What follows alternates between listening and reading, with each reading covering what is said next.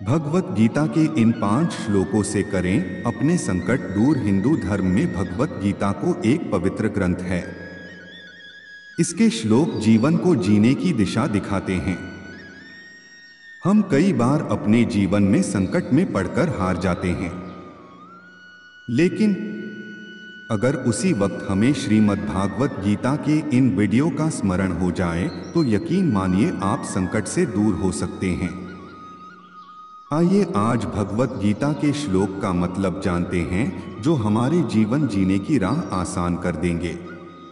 भगवत गीता के श्लोक। पहला श्लोक, यो न हृष्यति न द्वेष्टि न शोचति न कांक्षति, शुभाशुभ परित्यागी भक्तिमान्यः समे प्रियः। अर्थ, जो न कभी हर्षित होता है, न द्वेष करता है, न शोक करता है, न कामना करता है तथा जो शुभ और अशुभ संपूर्ण कर्मों का त्यागी है, वह भक्तियुक्त पुरुष मुझको प्रिय है। भगवान उन्हीं को अपनी शरण जगह व्यक्ति के जीवन में महत्व भगवान श्री कृष्ण कहते हैं। जो व्यक्ति न कभी खुश होता है और न ही किसी से घृणा करता है और न ही दुख करता है, न ही किसी फल की कामना करता है, जिस व्यक्ति ने शुभ और अशुभ सब कर्मों को छोड़ देता है, भगवान को वह भक्तियुक्त व्यक्ति अच्छा लगता है। दूसरा श्लोक, न ही कश्चित् क्षणमपि जातु तिष्ठत्य कर्मकृत कार्यते ह्यवशः कर्म सर्वः प्रकृतिजैर्गुणैः है। अर्थ, काल में क्षण मात्र भी बिना कर्म किए नहीं रहता है।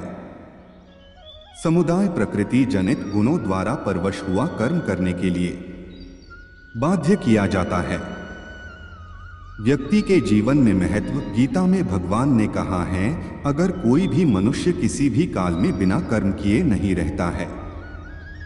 मनुष्य के जीवन में प्रकृति के गुणों के द्वारा सभी मनुष्यों का विकास हुआ है। कर्म करने के लिए कोई भी बाध्य किया जाता है, इसका फल भगवान देते हैं।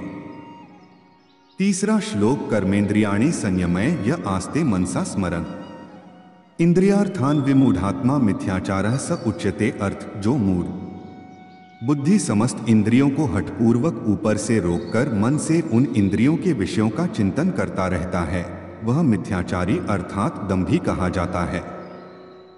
व्यक्ति के जीवन में महत्व गीता में भगवान श्री कृष्ण ने कहा है, जो मनुष्य मूढ़ बुद्धि का होता है उस व्यक्ति को समस्त इंद्रियों को हठपूर्वक ऊपर से रोककर मन इंद्रियों के विषयों का चिंतन करता रहता है, यह मनुष्य झूठा होता है और वह व्यक्तियों को डोट इंद्रियों को एकाग्रता का होना बहुत आवश्यक होता है।